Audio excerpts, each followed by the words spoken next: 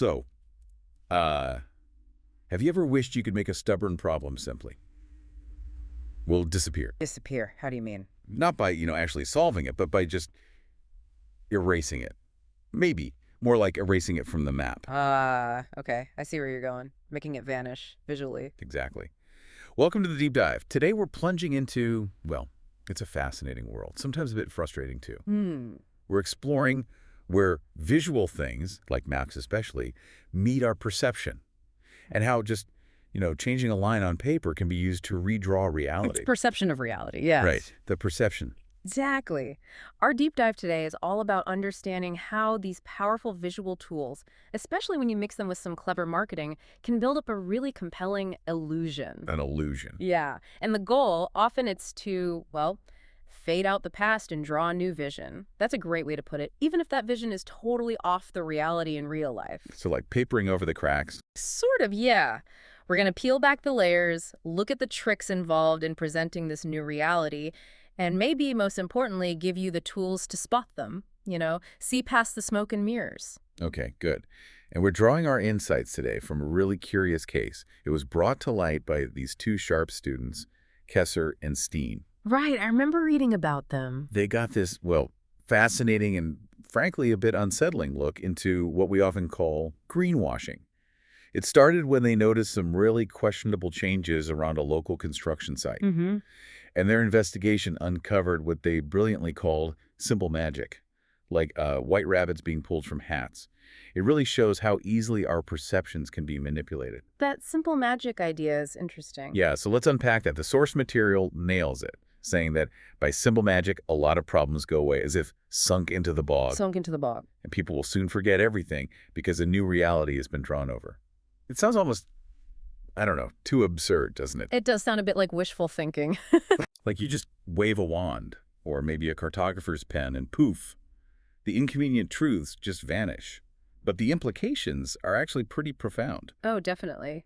It might sound like something out of a fairy tale, but this map magic, as you called it, it's a very real thing. And common, too. It ties directly into concepts like greenwashing or green shine, as some call it. Green shine. Yeah. Basically, it's misleading marketing, using, beautiful words to make a product appear greener or more sustainable than it actually is. The whole point is to sway your choices, often by tapping into your values. Okay, so how does that work? What are the tactics? Well, think about it. Companies might use really idyllic pictures or colors, things that instantly give an impression of, nature, harmony, everything being green and lovely. Right, like pictures of forests on packaging for something made in a factory. Exactly that. But often it's just a sales trick. It's designed to make you feel something, not necessarily tell you a fact. Or they'll use really vague and general descriptions. Things like environmentally friendly, climate neutral, sustainable. But they never actually define what they mean by that. Ah, so they sound good, but don't commit to anything specific. Precisely. They're often just empty words, deliberately vague to avoid being held accountable. And you'll see these big claims of sustainability just stated as fact, but with zero actual verifiable documentation behind them. So it's really crucial, for anyone listening, to always check what companies base their claims on. Don't just take the pretty words or pictures at face value. Dig a little deeper. Because really, the intent is clear, isn't it? They want you to buy the product, or in this case, maybe buy into the vision they're selling. Right, the vision. Because you genuinely want to do the right thing. You want to protect the environment, support ethical companies. It's a powerful, emotional button to push. It really is. But if there's no action behind the words and it cannot be documented, then your purchase or your belief in that shiny new reality they've drawn, it's, well, not very sustainable at all, is it? Not really, no. It's just an illusion. Built for profit, or maybe public acceptance, but not for real change. This whole idea, this redrawing reality visually, it brings us to a really sharp distinction made by the Swiss cartographer Edward Imhoff. Have you heard this quote? I think I know the one you mean, about topographers and cartographers. That's the one. He said, "A good topographer is not always a good cartographer. The topographer's heart belongs to nature, not paper. His gaze is directed at the phenomena of the land, not its diminished image." That's good. It really gets to the heart of it. What do you make of that? It highlights such a fundamental difference, doesn't it, between actually being there, experiencing the land, and just representing it. It's a really profound observation. It speaks volumes about how information can get transformed, sometimes, distorted, as it goes from the real thing to something people consume. The topographer, they're out there, boots on the ground, literally, feeling the terrain, seeing every little detail firsthand. Their understanding is direct, immersive, they're connected to the living land. Yeah. The cartographer, though, they're back at the drawing board, creating that diminished image, as Imhoff put it. Now, their motive might still be the landscape, but their work, stuck in the studio, allows for this really powerful kind of selective representation. Selective. How? They choose what goes in, what gets emphasized, and crucially, what gets left out. And what's left out can be just as important, maybe even more so, than what's included. So they can literally erase bits of reality. Like a stroke of a pen, potentially. Yeah. And this really nails how these human-drawn lines often just don't match up with natural reality. Steen, one of those students. Kesser and Steen, right. Yeah, Steen had this brilliant observation about administrative boundaries versus natural ones. He said, and I love this, animals in nature do not necessarily follow a clear administrative boundary like a boundary on a map. Ah, obvious but true. Think of birds and fish that travel over long distances and who don't care what we called a country in the past.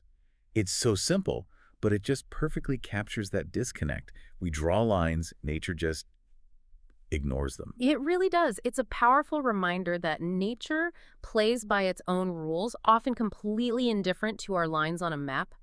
Our maps, they often reflect history or political power or just what's convenient for administration, not necessarily the ecological facts or the real organic boundaries that nature itself creates. Like mountain ranges or rivers. Exactly. Think about how rivers or mountains have always defined regions naturally, but modern political maps just slice them up however they want. Steen even suggested thinking about, say, maps of North America today, how they relate to the history of Native Americans, which was maybe more created by the landscape itself, before the grid lines got imposed later. Right, like the landscape dictated things more. Yeah. It just shows how easily a human-drawn map can drift away from the actual ground truth. It creates a new, convenient, but maybe fundamentally false reality. Okay, let's make this concrete. Let's bring it to life with a truly wild, almost comical example.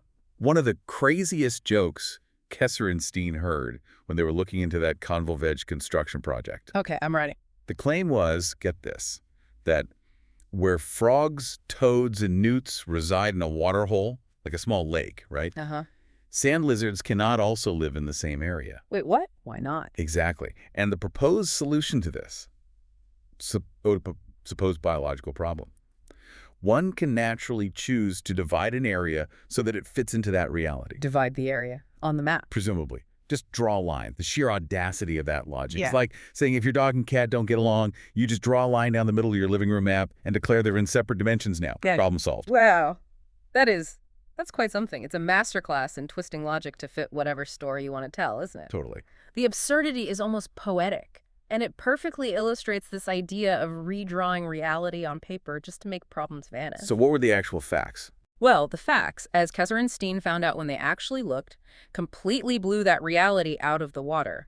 A newt, for instance, can easily move quite far away from the water hole it is otherwise very loyal to, up to 850 meters. 850 meters, so much for staying neatly in its designated map zone. Exactly. And the boys themselves, they met lizards everywhere around the water hole when they were actually out there walking around, even if they couldn't always snap photos before they scurried off. Right. It's almost like, and I love their sarcastic take here, if you walk with your nose up in the pink clouds lost in the fantasy, you will definitely not see any of them. Huh. You won't see the inconvenient truth if you're choosing to ignore it. Or if someone's drawn a map telling you it doesn't exist there. And this is exactly where Professor Hendricks, their teacher, had his big aha moment. He saw the pattern. He connected the dots. Yeah, he recognized this clear red thread of greenwashing running through the whole convolvulus project. It wasn't just one weird claim about lizards. It was systemic, a pattern of deception, a constant effort to draw a new vision over a messy, inconvenient reality. And his assessment when he laid it all out was pretty damning, wasn't it? It painted a really clear picture of how this new reality was built. What did he find specifically? Well, he pointed right at the sales brochure. It promised that trees will be preserved, but the reality on the ground, it was just a pile of random weeds mixed with some seeds from a candy bag with eye candy. Eye candy. Yeah. Just for show. pretty much a vivid image of false promises. He also noted how the developers had basically greased the city council, promised gold and green forests, rolled out these big, beautiful plans with headlines like "Community for Lonely Seniors in the Middle of That Nature," sounds lovely. and a community house that just never materialized. Grand visions designed purely to get approval, but completely disconnected from any real intention or even capability. Wow. And if that wasn't enough, there was this constant narrative that it's someone else's fault when something doesn't go according to plan. Classic deflection. Always blame someone else. Always. Ultimately, Professor Hendricks just called it hot air. A clear lack of basic knowledge about nature underpinning these grand schemes. And the really chilling part? What's that? Many old documents disappeared. Of course they did. When the inconvenient truths vanish from the official record, it's suddenly much easier to draw a new, cleaner picture, isn't it? It absolutely is. Yeah. So what Professor Hendricks saw there and what we're discussing, it really boils down to this core manipulative tactic. Selection, the power of selective presentation. It's all about deciding what to show you and maybe more importantly, what not to show you. When you deliberately hide some things away and highlight others, this really potent form of selection emerges. And that selection, especially in marketing, is just incredibly powerful. Precisely. This deliberate selection can be used in a marketing situation, specifically to engineer a vision that some customers will find attractive and therefore act upon. Because it looks good on paper. Exactly. And it taps into this basic human tendency. Once you're presented with that carefully curated information, you become convinced by your own thoughts that this is how things are because it says so in the brochure or on the map. You believe the official-looking thing. Yeah, it's like priming or confirmation bias. The reality they present reinforces what you want to believe or what they've led you to expect. Seeing it in print or drawn out visually gives it this air of authority. Professor Hendricks had the perfect analogy for this. So relatable. He said it's almost like a used car dealer writing NY Sonnet, newly inspected, about a car. Ah, the NY Sonnet sticker, yes. For anyone listening who doesn't know, NY Sonnet implies a car just passed a big safety inspection. So a potential buyer sees that sticker and automatically thinks, okay, everything is perfect, almost like a new car. Right, total peace of mind, or so you think. But the truth, as he points out, is often just that only the safety aspects were checked. The buyer knows nothing about old spare parts being put back in afterwards. Oof. It's that selective disclosure. Emphasize the one positive detail, hide the messy truths underneath. It creates a perception that's completely out of line with the actual state of the car. And that is exactly how a map or a glossy brochure can work as a sales tool. Just like that NYCNet sticker creates a false sense of security about the car, Right. a carefully redrawn map or a polished brochure creates a new, attractive reality for, say, a development project.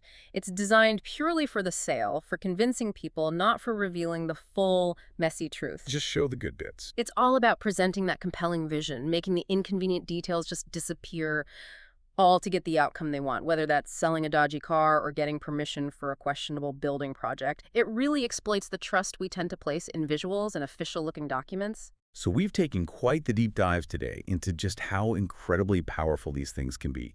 Maps, visual stories, even the simple act of drawing a new reality, how they shape our perception. And sometimes this process fundamentally twists what's actually happening on the ground, making uncomfortable truths just vanish. Yeah. Like modern-day alchemy, right? Yeah. Turning swamps into parks, problems into progress, all just on paper. It really underscores the absolute need for critical thinking whenever you're presented with these crafted visions or new realities. That's it. Whether it's on a map, in a sales pitch, in political talk, or a marketing campaign, you always have to ask, okay, what might be missing here? What are they deliberately not showing me or just glossing over? Good questions. And crucially, is there any actual verifiable proof?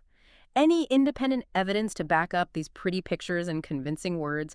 Your ability to question, to look beneath the surface, that's your best defense against being manipulated. That's a great takeaway. And maybe as you go about your day, think about this. What maps are you interacting with? Good final thought. They could be digital maps on your phone, sure. But also think about the curated images of personal brands on social media, or political rhetoric, trying to shape public opinion, or even just the stories we tell ourselves about our own past. All kinds of maps. Which of these might be subtly, or maybe not so subtly, designed to make inconvenient truths fade away? drawing a shiny new picture that doesn't quite match reality. And what are the real-world consequences for you, for others, of actually believing those rewritten maps? So, have you ever wished you could make a stubborn problem simply? Will disappear. Disappear. How do you mean? Not by, actually solving it, but by just erasing it. Maybe. More like erasing it from the map. Okay. I see where you're going. Making it vanish visually. Exactly.